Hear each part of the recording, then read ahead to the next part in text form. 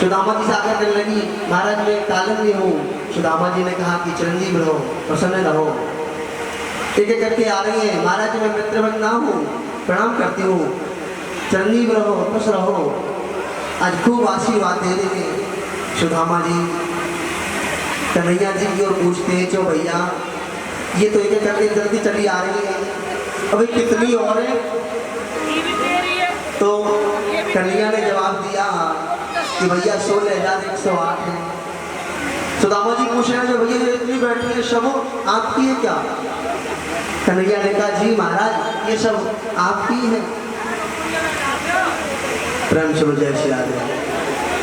आज सुदामा जी ने कहा, भैया सबकी तरफ से तू ही प्रणाम कर ले, मैं तो को आशीर्वाद दे दूंगा, और तो तू आशीर्वाद दे दूंगा, समझो कि तुम्हारी सब पत्नी को आशीर्वाद प्राप्त हो जाए, वो सबको ही मिल जाए वो। तो आज ऐसा ही किया है भगवान श्री कृष्ण ने, और सुदामा जी ने खूब आशीर्वाद दिया है, उनकी सभी पत्नियां थी, सबको आशीर्वाद मिला है। आज पूछा है कि मेरी भाभी कैसी है और मेरी भाभी ने मेरे लिए क्या भेजा है। संकोच के मारे सुदामा जी दिखा नहीं रहे हैं कि बताओ ये इतने बड़े बड़े राजघरानों की हैं, ये सभी जब चली जाएंगी जब मैं दिखा दूंगा। लेकिन सुदामा जी झूठ भी नहीं बोलते हैं। आज सुदामा जी कह रहे भैया कुछ नहीं दिया है।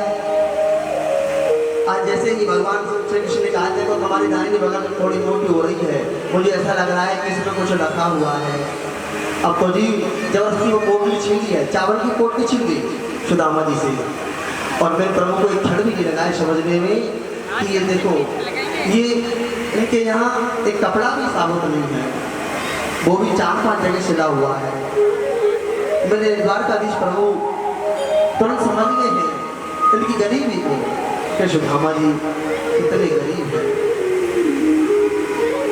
आज जैसे वो पोटली खोली है उसमें चावल देखे, अरे बताओ कोई धान वाला चावल है, कोई मूंग का चावल है, कोई कैसा है। मेरे प्रभु को सब कुछ एक मिनट में समझ में आ गया कि बताओ इनके यहाँ चावल भी ये भी मांग करके लेके आए। हमारे मेरे प्रभु सब कुछ समझ गए हैं। आज मेरे प्रभु ने एक मुट्ठी चावल ली, अपने मुख में डाला और कहा कि स्वर्गलोक की संपत्ति का सुख सुदामा मैं तुम्हें देता हूँ।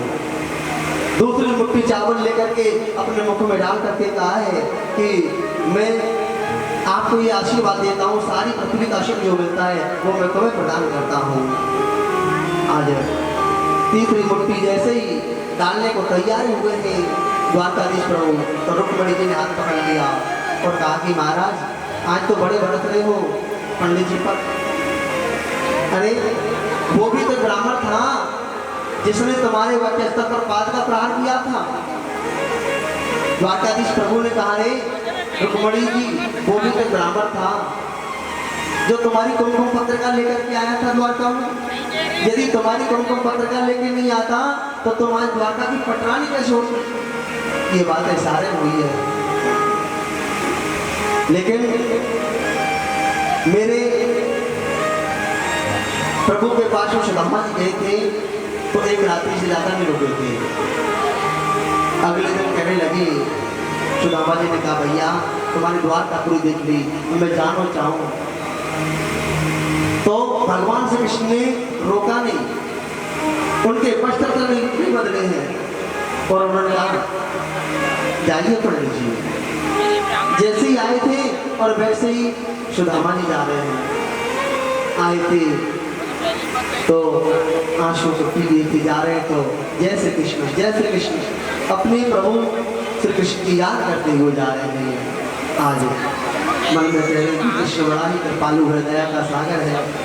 आज जैसे ही सुदामा जी चले गए हैं और अपनी कुटिया की ओर जा रहे हैं तो वहाँ मेरे प्रभु ने द्वारकाधीश प्रभु ने उनके लिए सुंदर महल बना दिए हैं।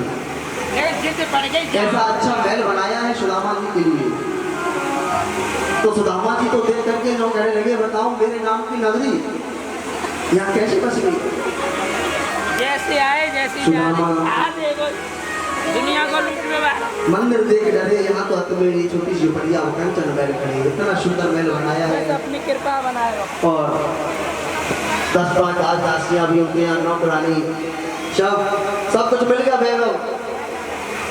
अब तो जी सुदामा जी की पत्नी आई है और उन्होंने कहा रे नाथ प्रणाम करते हूँ, प्रणाम किया है। सुदामा जी ने कहा रे बताओ ये सब वैभव? तो उन्होंने कहा ये सब द्वारकाधीश की कृपा से मिला है। उन्होंने कहा बताओ तुम पर तो इतनी कृपा की और हमारी धोती तक नहीं बदली, हम तो जैसे गए वैसे ही आ गए। उनकी पत्नी ने कहा तुम्हें चाहिए थे दर्शन तो तुमको दर्शन मिल गए, और मुझे चाहिए था वैभव तो मुझे वैभव मिल गया।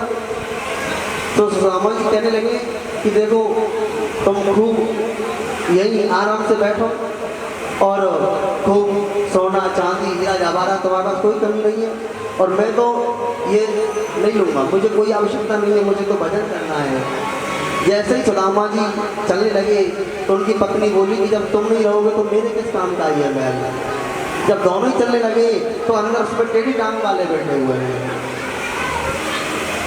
द्वारकाधीश प्रभु उस महल में अंदर बैठे हैं और कहने लगे सुदामा ये सब मैंने दिया है, इसको मेरा प्रसाद मानो और उसको भोगिए।